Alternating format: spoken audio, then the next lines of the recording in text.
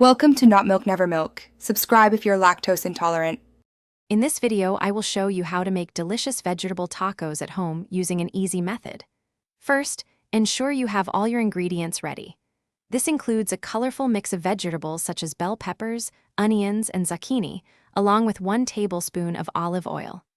Don't forget your preferred taco shells and any toppings you love, like salsa or avocado. This simple approach makes meal prep a breeze for a quick and healthy dinner.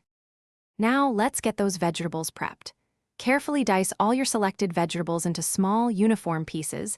This ensures even cooking.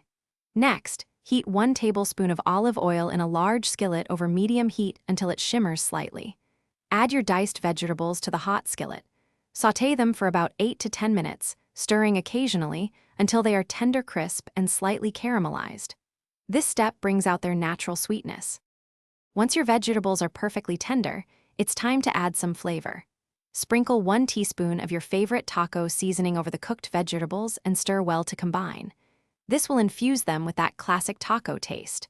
While the vegetables are still warm, prepare your taco shells. You can warm them in the microwave for about 30 seconds or in the oven for a few minutes. Now, fill each warm shell generously with the seasoned vegetable mixture. Finally, the best part, garnishing and enjoying your delicious homemade vegetable tacos. Top each taco with your favorite fresh ingredients, like a sprinkle of chopped cilantro, a refreshing squeeze of lime juice, and a dollop of zesty salsa.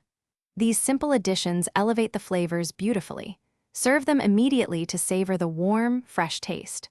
Also, be sure to check the description below for a link to a fantastic book that can truly change how you think about money, along with other great deals. Thanks for watching. If this was helpful, leave a like and consider subscribing. See you next time.